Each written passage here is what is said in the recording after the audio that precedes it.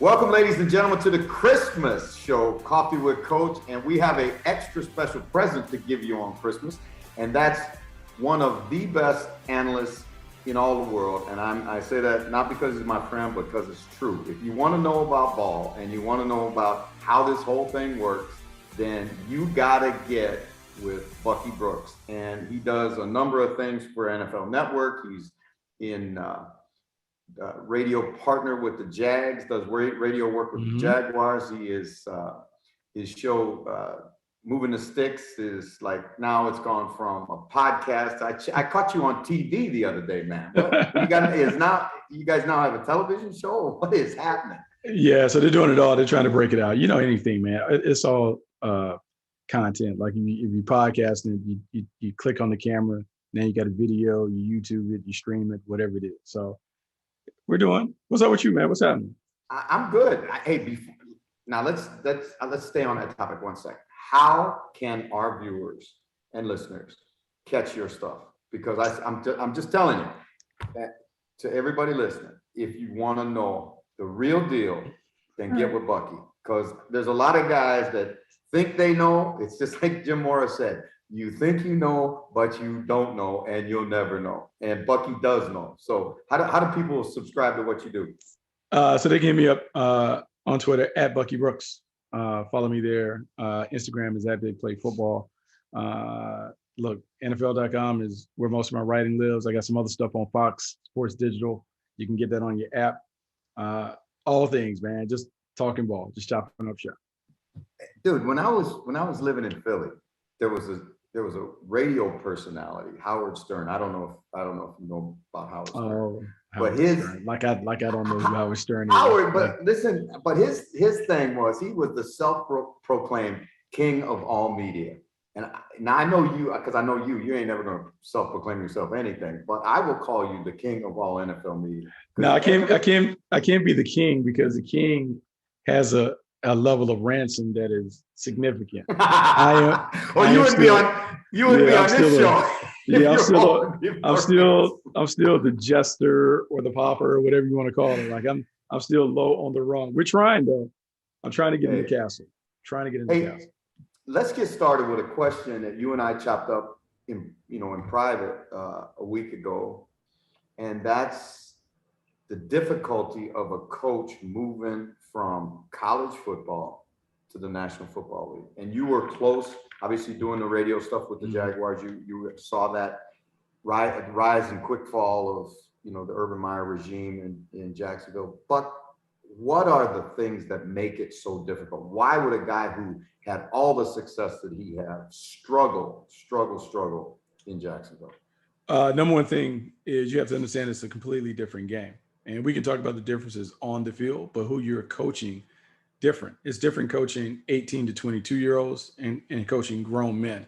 I didn't think it was that different because it appeared that he had a understanding of that coming in, but it's different. And so some of the tactics and strategies that you would use to motivate young people, you can't use those same things with grown-ups. In the National Football League or in any professional league, it's a partnership. It's a cooperation. Your job as the coach is to get everybody heading in the right direction by being able to tell them, hey, man, if you pour into the team will give you opportunities to take care of yourself, either with this team or with another team. And you have to be able to convince guys of the buy-in is not necessarily just for the good of the team, but it's also for yourself. When you're dealing with young people in college, you're kind of the gatekeeper, because a lot of those guys want to win a national championship and those things, but they also want to play pro. So they will be complicit based on trying to get the carrot at the end of the stick. In the pros, it's a little different because everyone wants to get paid. They want to get a significant contract with life-changing money. And the only way you can do those things is you got to perform and you got to produce. Well, they will buy into you if you can show them that you can make them better players and that they can get that pot of gold at the end of the rainbow. And so that's the difference. And I think that's the struggle that Urban Meyer had when he came to Jacksonville. It's something, Bucky, that when I was a very young coach coming into pro football, that's one of the great lessons I got from an old veteran coach. He said, be yourself. They'll buy in as long as they believe you can help them get to their goal, which is obviously another contract, the next contract, the financial wherewithal, and a championship. Jack Armstrong, who's the color radio guy for the Toronto Raptors, is a really interesting guy, ex-coach, and he described it this way in the NBA. He said in the NBA, you have to be able to get along with your top three players. The guys at the end of the bench, they just kind of follow along, but you better be able to get along with your top three players. Is there any of that you think in the National Football League where your superstars, you got to be able to manage your superstars? Oh, it absolutely is that. The most important people that you have to have on board, your franchise quarterback has to believe that what you're saying is legitimate. And then it's the handful of star players. They have to believe that what you're selling is going to benefit them and the team. And if you get those people on board, then you have a chance. And, the thing is, like Jeff, and you know it, having coached professionals for a long time, number one thing you have to do is you got to be yourself. The second thing you have to do is you have to be truthful and transparent. You have to be very honest. And what you say, you better mean. And if you mess it up, the best thing that you can do is say, hey, guys, I messed this one up. You can't put it on anybody else. You got to take accountability. And so it's the same things, which is weird. It's the same things that you talk about in high school, in Little League, commitment, accountability, and trust. Everyone in the building needs to be committed to the program. Everyone needs to be accountable to each other. And if you have those two things, then you can develop the trust that's necessary to win at the highest level. And, it's funny because when I talk to those guys, and we're talking about Urban Meyer specifically, when I talk to the players were all in the summer. All in. Hey, man, he's great. You talk to Trevor Lawrence, you talk to Josh Allen, you talk to some of the other, Laviska Shenault. The top players were, hey, man, this dude is super competitive. He has a plan. We're working hard. He upgraded all the facilities and the stuff around it. We're go, go, go, go, go. And then they had the incident in Columbus where he committed the cardinal sin of not going back on the plane with the team. And that is almost like the Titanic. If the ship is going down, you got to go down with the ship.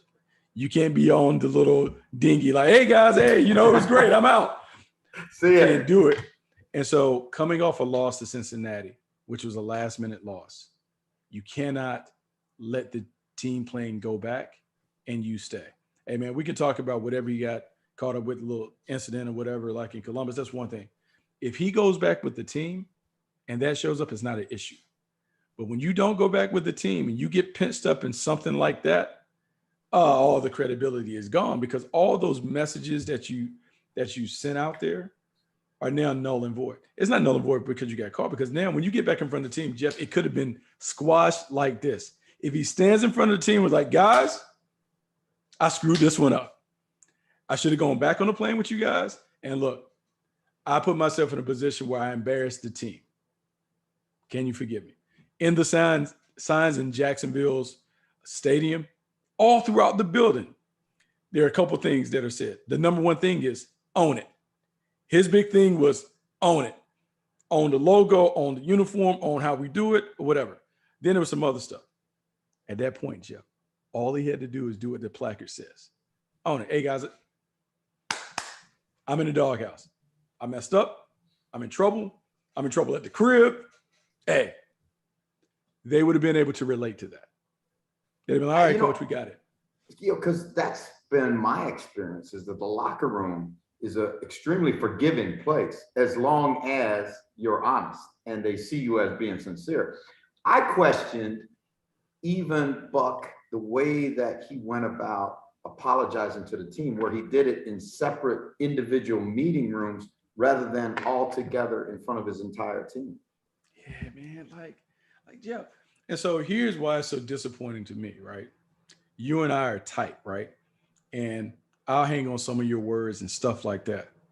But man, if you don't live some of those things that you're talking about, like some of those things that you put in leadership books, some of those things that I've heard you say repeatedly on podcasts that are core values to the team and all of this stuff. And then when you meet a real level of adversity, doing what you say that this is what you do, you're a leader, you're the ultimate leader of the program. And in a time of crisis, you don't live out some of those things that you talk about, where we talk about being vulnerable and honest and open. And hey, man, it's over. It's over at that point. We can talk about piecing it together, but it's over because you can't get those guys back because they're now looking at you like, man, this was an easy thing that he could have got. All he had to do is tell us, like, hey, guys, here's where I messed up. Just be real.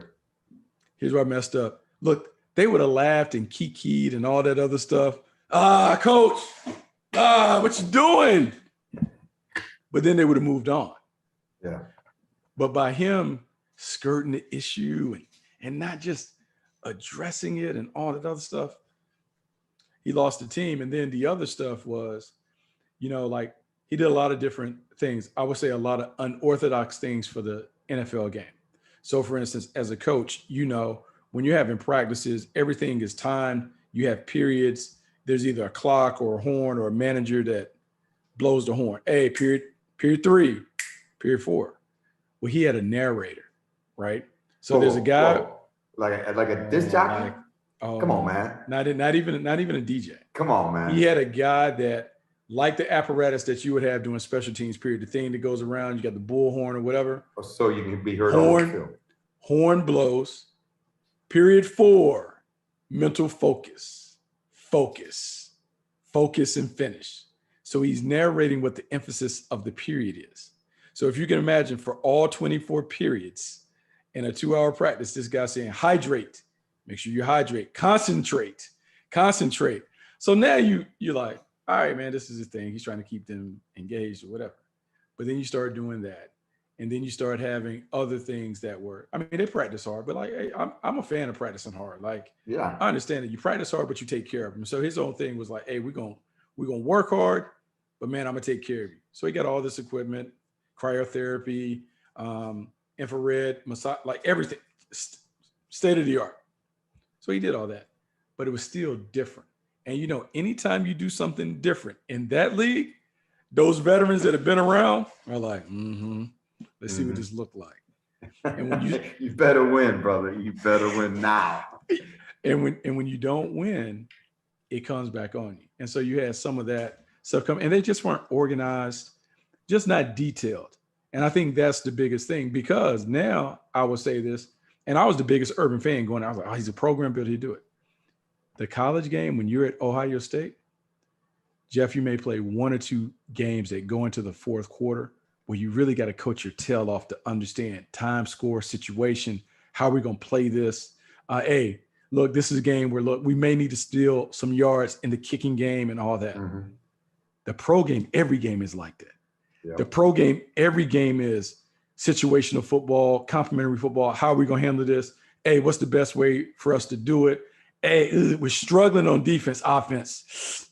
Need to pick it up. Or, hey, offense, we're bad. But defense, we got them under control. Scale it back. All of those things matter. He didn't have that in his bag, and I was disappointed. The pro game is about tactics and strategy. He comes from the college game where it's personnel and recruiting. I got better guys than you. I roll out the ball, we go play. I'm great. Pro game's not like that. Pro game, you better be able to coach. And that's in any league. You know that from the city. You better be able to coach. Here's the thing that I look at Petrino's situation, this situation, go all the way back to Lou Holtz's situation when he went to the Jets for 1 year. I think about a guy like David Shaw at Stanford, who I think is a brilliant young football coach and done an amazing job at Stanford. Is this going to hurt a guy like that who, grew up in a pro football family, I know has aspirations beyond Stanford? I would hate to have everybody labeled with that, because you know how it is. To get a label is the easiest thing in pro sports. To get it off of you is the hardest thing in pro sports. Yeah, I think it'd be a pause on some of those college guys. Just because, like, he's not the only one struggling. Matt Rule is struggling a little bit in Carolina. Look, man, the pro game is a different game. Just like you would tell me if I came up to Canada, hey, you better be in that league for a little bit. When I came and worked with you and interned for a week, I was like, whoa, what is this? Whoa, this is a little different. So you have to work in that league to really understand it. Same thing with the pros. You have to be around it and understand the inner workings of the league to know how to navigate situations, to know how to deal with personnel and players, to know how to handle the changing dynamics of the game. It takes experience. With experience comes expertise. And if you don't have a level of expertise in that league, in any professional league, you get exposed real quick and you be out the door. Yeah, no question. One of the things about coaching, and I really watch the NFL game very close because as much as anything, I love to watch the coaches. I like to see the strategy in the game. I like to see who manages the game. I think manages the game well.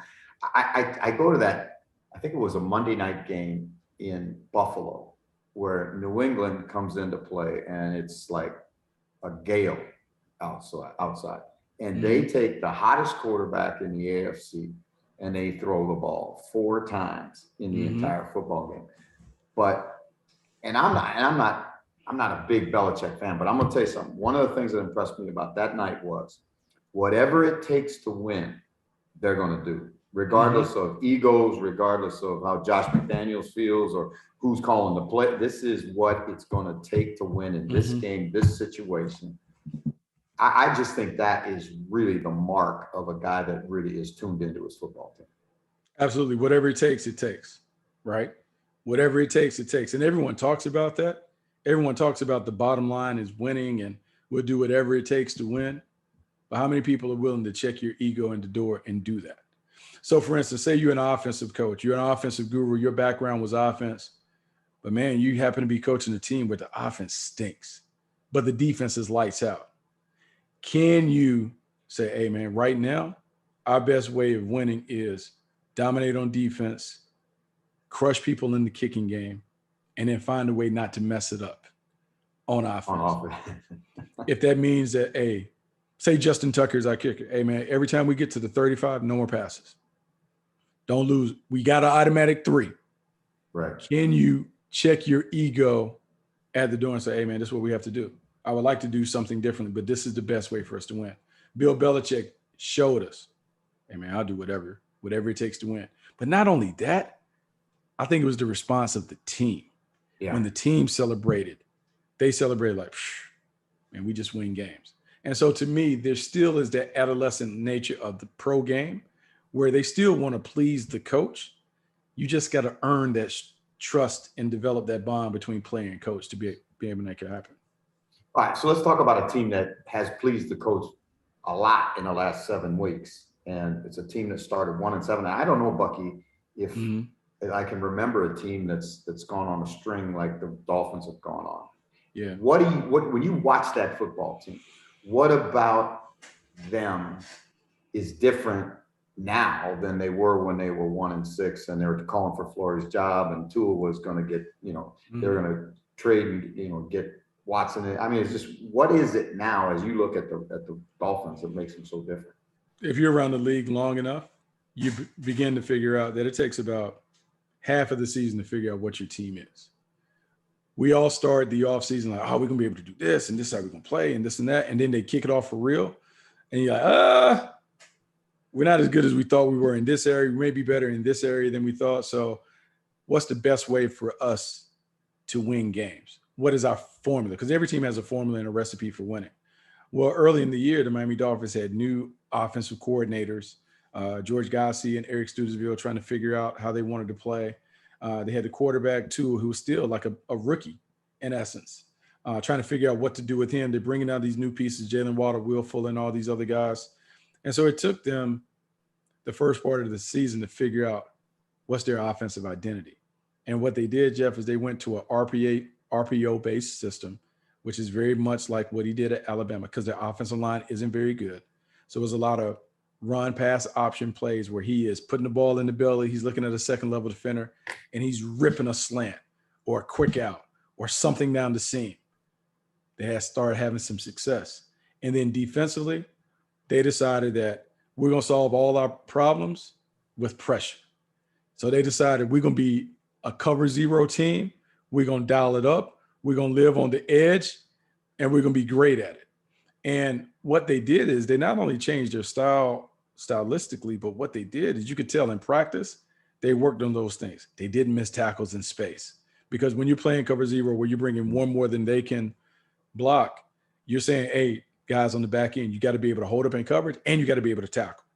And so they're doing those things and they're dictating the terms to the opponent. Because, when you bring all out pressure, there's only a handful of things you can do. You can throw it quick, you can throw a screen, quarterback can run around, but they're doing it. And they also, with the cover zero stuff that they did, they brought what I call zero pressure, but it ended up being simulated zero pressure, where they bring in everybody to start, but then they're having linebackers attract the eyes of an interior defender, blocker, and they're like, we're out. So now this guy's blocking air, but the edge guys are coming. Right. And so they've created a bit of a scheme that is complex and hard, and people haven't figured it out yet. So they're getting turnovers to knock you off. And as you know, man, it's about momentum and confidence. Now they're a confident team.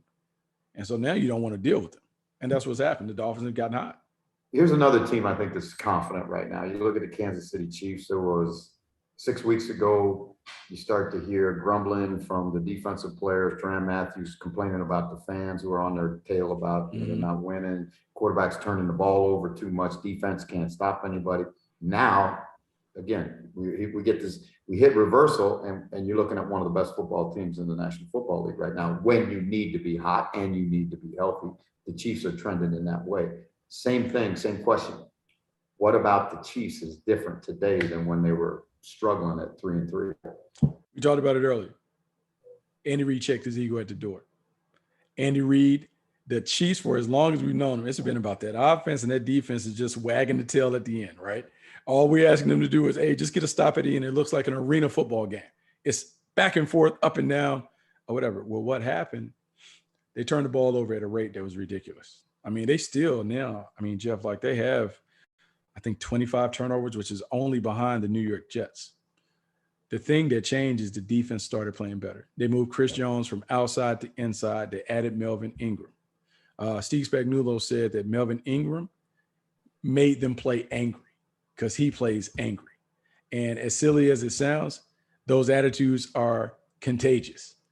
When you start having an angry bird that is out there playing and he's making plays, well, then everyone kind of gets a little ornery and starts playing like that. Chris Jones moving inside now put him back in his natural position. So I looked at the numbers. His pressure rate before they moved him was about 8%. He was getting pressures on the 8% time. Since then, he's at 14%. The overall defense is now getting pressures on 30% of their defensive snaps. They are coming after you. The other thing, and you know this, we talk about it all the time. If you want to know how to win games in any football, National Football League, CFL or whatever, get a turnover. Yeah. You win the turnover battle, you win games. Since week 9, the Kansas City Chiefs have 17 turnovers, most in the National Football League. Their turnover differential is plus 11 during that same span. You want to win games? You take it away more than you give it up, and you take it away better than anybody in the league, you win games. So during that streak, they've turned it over more than anybody else in terms of taking it away. That's why they're winning. So then what Andy Reid did was like, defense is kind of rolling. Hey, Pat, hey, man, you're MVP and all, but we're going to choke this down a little bit. Take the check down. You don't have to rush it. And they've learned how to play what I would say a little dink and dunk football. So now the scary thing for the rest of the league messed up. When they were 3-4, hey, man, you got to go ahead and kill them. You got to go ahead and stick the stake through the vampire's heart. Now they messed around, and they are the number 1 seed. And you all know that 40-point game is always lurking in the background. So Absolutely. Now you're giving a team another way to win games where they're confident, like, hey, if we got to grind it out, we can do it. But they always have that 40 burger that they can throw up. And in the playoffs, if they only have 2 games to get to the Super Bowl, nighty-night, because it's coming. Especially if they're both in Arrowhead, because that's a hard place to play late in the year. It's coming. Hey, let's talk about another team, and then I'm going to bring Mike out just for the end. But have we seen the end in Seattle? Are we looking now at a long-term rebuild? You got the oldest coach in the National Football League, right? Has he got the energy? And I saw things out of Pete this year that I've never seen, Bucky, when he walks out in a press conference, where you see him on the sideline, and we've been around the guy. The guy is nonstop positive. Yeah. But I looked at him the other day on the sidelines in that game they lost last week, where they were so bad on offense, and I see a guy that looked old. looked like the oldest football coach in the National Yeah. Football League. You know what ages you? Getting your tail Losing. kicked. Losing. Getting your tail kicked every week. That's what ages you. And they were taking losses. In fact, he said it at presser when he locked up. He said, man, I don't know how to deal with this losing stuff. Because he's never really had to lose. He hasn't lost like that in 20 years. At SC, he went on a remarkable run. Not since he was lost, in New England.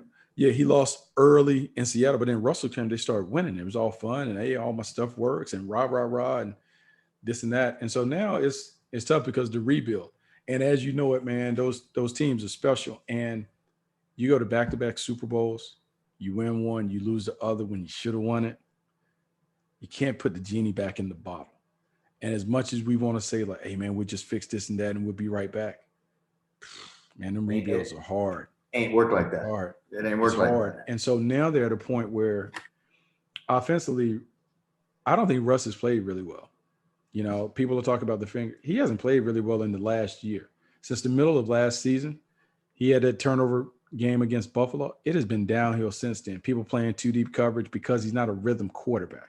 He's a guy that likes to play sandlot football, wants to run around and make big plays. Well, now what people are doing, and it's the trend in the league, everyone is sitting those safeties back in the parking lot. Nah, dude, no big plays, no deep balls. Can you dink and dunk it? And that's not the strength of his game. And then defensively, they still haven't been able to fix. They broke up the Legion of Boom partially to give Russell the opportunity to lead the team, and they haven't been able to build it back. Humpty Dumpty has not been able to be repaired. It fell off, it cracked. They haven't been able to fix it. And so it's a long rebuild. And so they got to figure out how to do it. And their best players that command the most money that they can't get out, Bobby Wagner, Jamal Adams, Russell, they're old. They're older. Jamal's not old, but they're older, and it's big money. So now you got a draft well with no picks. It's going to be tough, man. It's going to be tough to do him. Now, I wouldn't count him out because he's been able to be successful, but it's hard. You know, I don't think people realize how much, like, you take a kid like Rashad Penny, who is in very average back when you watch him play, very average back. When you take a guy high and he doesn't play up to his draft status, doesn't take very many of those, and you got big time holes in your program. And holes in your program that they've never fixed the offensive line, never. And they spent money on it. They went free agent. They tried to recruit athletes. I mean, I just think that, you know, you look at it, and you mentioned the changing of the guard when they wanted it to become Russell's team. Not only financially, it became Russell's team because he had the big contract, but now you take a Michael Bennett out of the mix and you take all those personalities away, and then that void never got filled. Never got filled. No, it never got filled, and their identity changed. See, because once again, we talked about the biggest thing that you can have is commitment, accountability, and trust. The Seattle Seahawks were built on a certain brand. They were built on, we're a physical, hard-nosed, blue-collar team. We run the football. We play great defense. And then Russell is a playmaker that makes it happen when we have to happen. The more they've gotten away from that and tried to make Russell the playmaker that is at the front and center of the program, the worse the team has gotten. I mean, you're talking about a team that hasn't been back to the championship game since they gave him the team. And so I think that's what people have to understand. As much as we romanticize the quarterback, and the quarterback is, look, he's the most important player on the field. It's still a team deal, and everybody has a recipe for success. The Seattle Seahawks have gotten worse because they got away from the formula that really made them a dominant team in the early 2010s, you know? Yeah, no question. Michael, get out here. We're talking about team. Come on out here. Now, I got to tell you, first, right off the top, that is an all-time Christmas sweater you got on. What is it? Christmas Eve in Ireland already? It's Christmas Eve. Well, yeah, it's Christmas Eve here. This is going out on Christmas Eve. I really enjoyed what Bucky was saying there, especially about the Seahawks. Bucky, completely agree with you. I'm actually picking the Bears on Sunday to beat the Seahawks. Did you watch the game? Let me ask you a question. Did you watch the game last week? I was at the game on Monday. And you I think must have had, how many beers did you have before?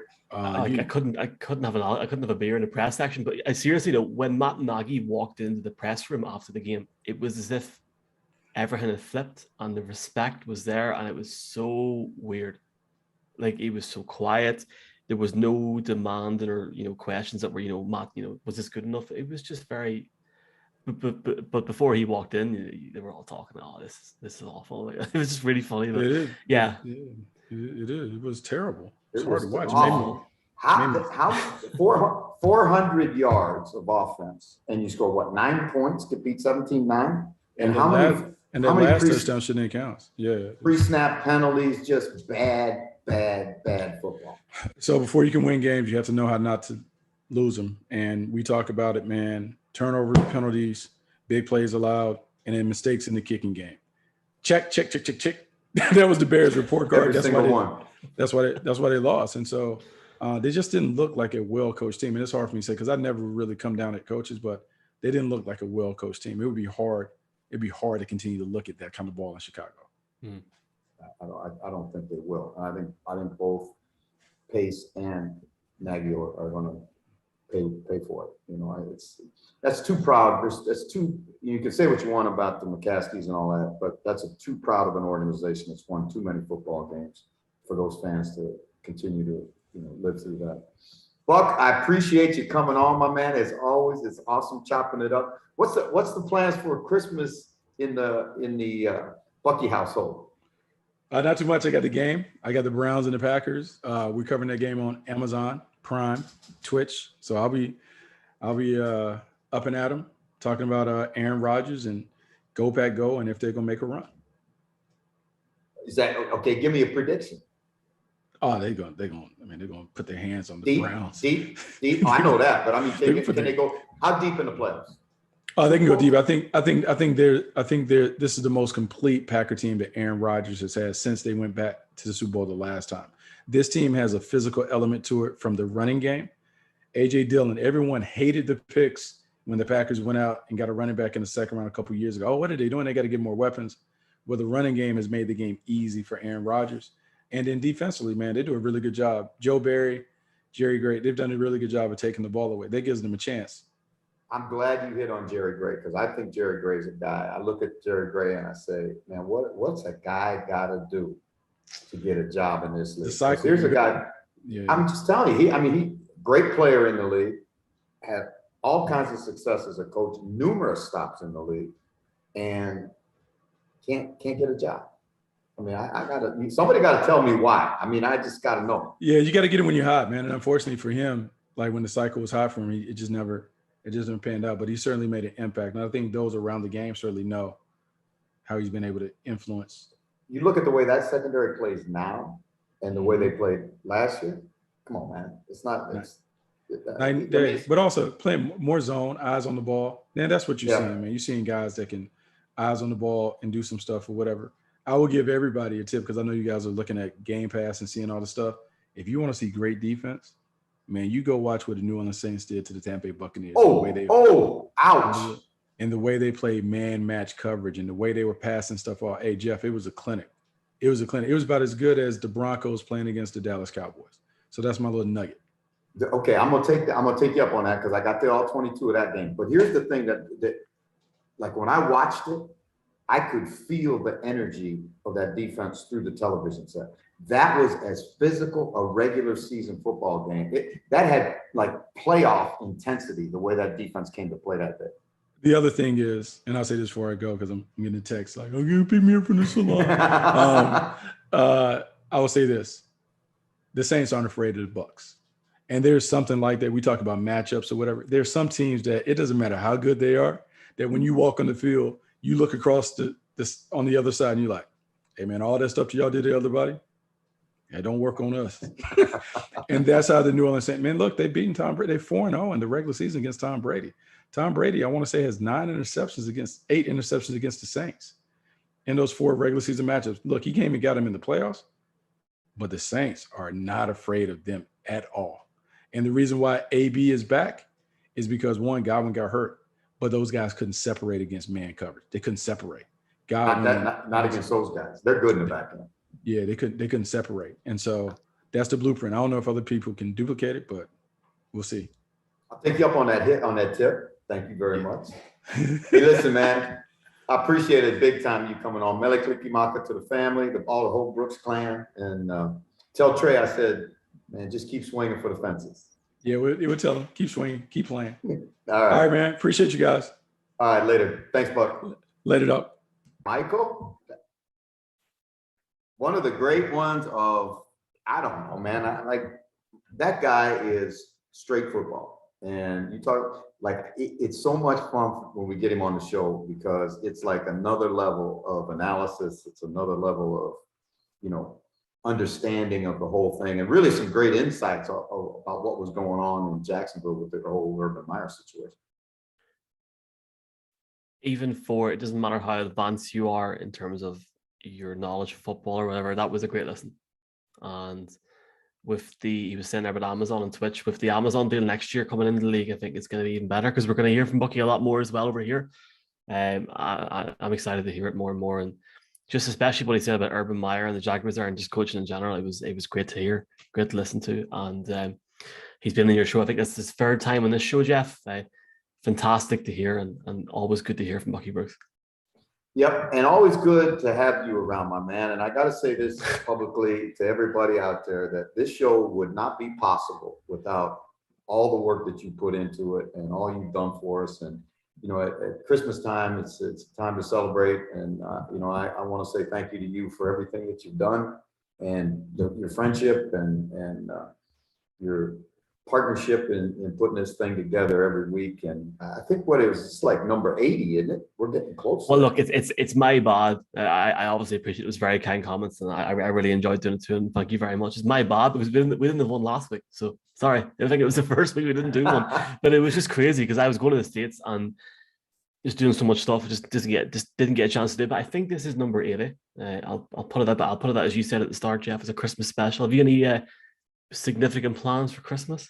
Those are two nice games. And going by your time zone, you're going to watch them very early, whereas we're like, I'm going to be in the water by the time the sun gets up, and that's just a Hawaiian tradition that we have. We go to the ocean and hang out, probably till about 10:30 when the games come on, and I'll find my way back home and watch a little football on Christmas. And I hope by that time we'll have news on when we're coming over. It should be next week sometime. So we will do this live in Ireland, one show. I guarantee you we will make that happen. Let's see what happens. Obviously, your best, my best to Neil as well, seeing he's got COVID at the minute. So it's one of those things at the minute, and hopefully him and his family recover very quickly. And it'll be interesting, Jeff, not to see Neil on TV this weekend, but I'm sure it's, hopefully, please God, next week you're in London, he's in London, and it's all happening. Let's hope for it. And to all of you, our fans, and everybody that's a part of this tribe, thank you so much for listening every week and being a part of our show. This is your show, and again, Mike and I just enjoy bringing it to you every week. So aloha, mele kaliki maka, and have a happy New Year. Hope to see you in the UK for the New Year.